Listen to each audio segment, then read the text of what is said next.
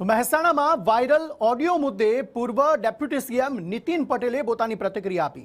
નીતિન પટેલે viral audio પર પ્રતિક્રિયા આપી। ચંદ્રકાંત પટેલના અપશબ્દોનો આક્ષેપ। ચંદ્રકાંત પટેલ મહેસાણા જિલ્લા ભાજપ મહામંત્રી અને કોર્પોરેટર છે। જૂનો ઓડિયો પણ સામે આવ્યાનો દાવો કરાયો છે। ચંદ્રકાંત પટેલ વિરુદ્ધ કડક પગલાં લેવાય તેવી નીતિન પટેલે માંગ કરી। પક્ષ વિરોધી કામગીરી બદલ ફરિયાદ કરાઈ છે। હવે પહેલા એ સાંભળીએ કે ઓડિયોમાં ચંદ્રકાંત પટેલ દ્વારા શું કહેવામાં આવ્યું હતું।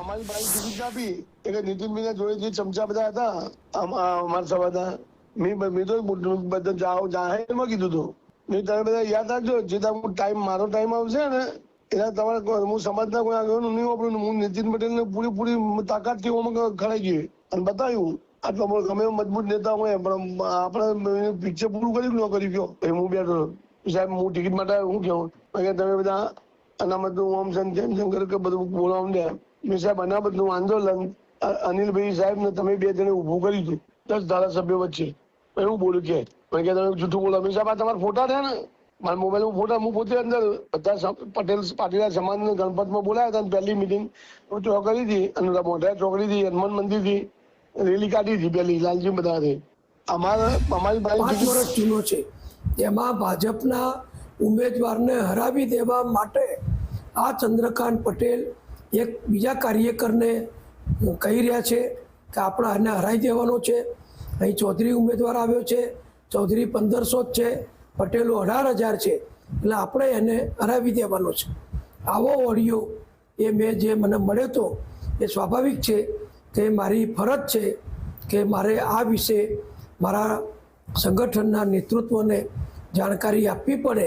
હવે ચંદ્રકાંત વિરુદ્ધ કડકમાં કડક શિસ્ત વિષયક કામગીરી કરવામાં આવશે। તો વિડીયો જૂનો હોવાનો દાવો કરવામાં આવી રહ્યો છે, પરંતુ પક્ષ દ્વારા શિસ્તભંગની કાર્યવાહી થવી જોઈએ તેવી માંગ નીતિન પટેલ દ્વારા કરવામાં આવી છે। ચંદ્રકાંત પટેલ વિરુદ્ધ પગલાં લેવાય, કડક પગલાં લેવાય તેવી માંગ પૂર્વ ડેપ્યુટી સીએમ નીતિન પટેલ દ્વારા કરવામાં આવી છે। કોના ઇશારે ચંદ્રકાંત પટેલ દ્વારા આવું નિવેદન આપવામાં આવ્યું? શું કોઈનો હાથો ચંદ્રકાંત પટેલ બન્યા છે તેવો પણ સવાલ નીતિન પટેલ દ્વારા કરવામાં આવ્યો છે। ચંદ્રકાંત પટેલ મહેસાણા જિલ્લા ભાજપના મહામંત્રી છે અને કોર્પોરેટર પણ છે, પણ સાથે જે ઓડિયો તમે થોડા સમય પહેલા નીતિન પટેલ પહેલા સાંભળ્યો તે ઓડિયો 5 વર્ષ જૂનો હોવાનો પણ જે દાવો છે તે કરવામાં આવી રહ્યો છે। હવે આ વાયરલ ઓડિયો મુદ્દે પૂર્વ ડેપ્યુટી સીએમ નીતિન પટેલે પોતાની પ્રતિક્રિયા આપી છે અને પક્ષ વિરોધી કાર્યવાહી ચંદ્રકાંત પટેલ વિરુદ્ધ થાય તેવી માંગ પૂર્વ ડેપ્યુટી સીએમ નીતિન પટેલ દ્વારા કરવામાં આવી છે। ચંદ્રકાંત પટેલના અપશબ્દોના જે આક્ષેપ છે તેને લઈને પ્રતિક્રિયા નીતિન પટેલ દ્વારા આપવામાં આવી।